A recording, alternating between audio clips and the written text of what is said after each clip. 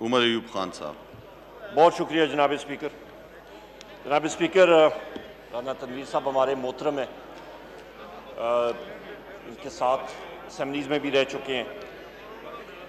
मैं चंद चीज़ें हक़ाइक़ आपके सामने पेश करना चाहता हूँ जो ज़रूरी हैं। रिकॉर्ड की दुरुस्तगी बड़ी ज़रूरी है।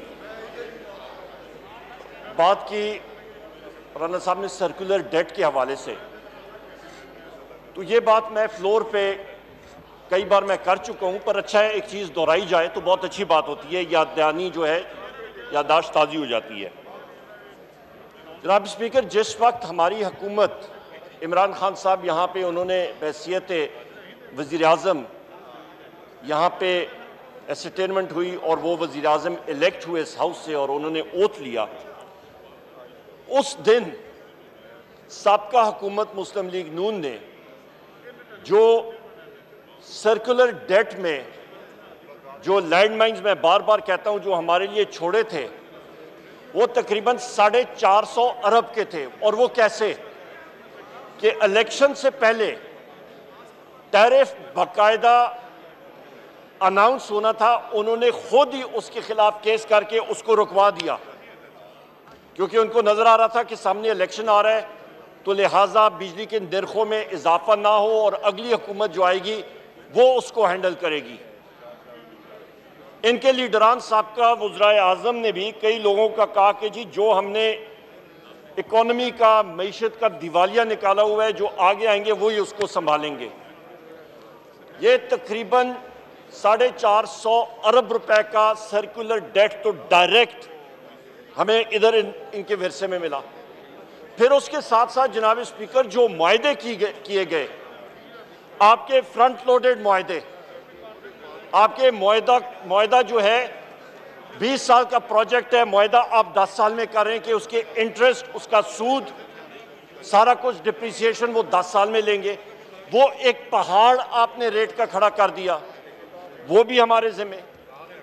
उसके साथ साथ फिर, और ये बड़ी इंटरेस्टिंग, बड़े मजे की बात है, आपके पास रिन्यूएबल एनर्जी के प्रोजेक्ट आने थे तकरीबन 3,500-4 हज़ार मेगावाट के।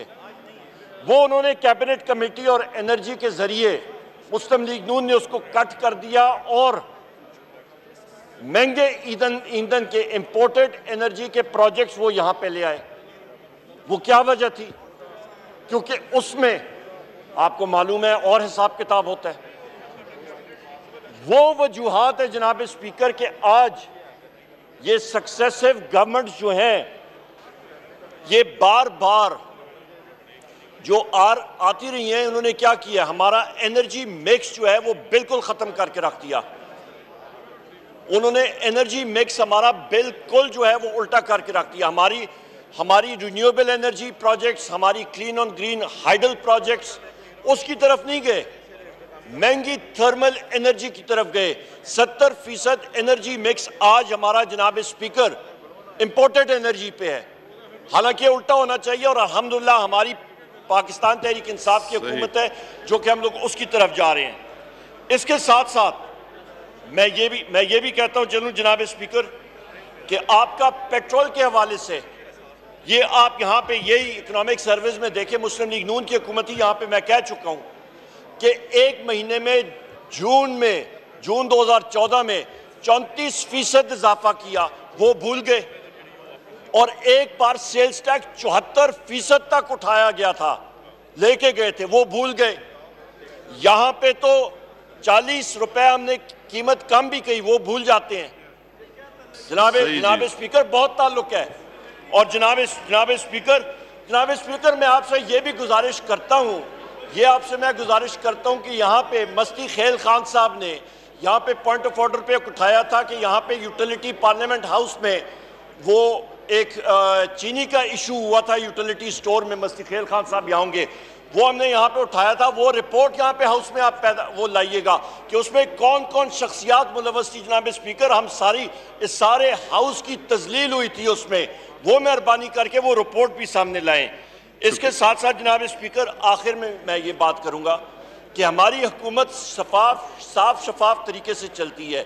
वो रिपोर्ट भी मैंने तारिक खोसा साहब की, उनकी किताब का रेफरेंस भी आपको सामने रखा था कि जब मुस्लिम लीग नून के टाइम पे उस वक्त उन्होंने उस रिपोर्ट को, उस इंक्वायरी कमीशन को बिठा दिया था कि आपने आगे नहीं जाना।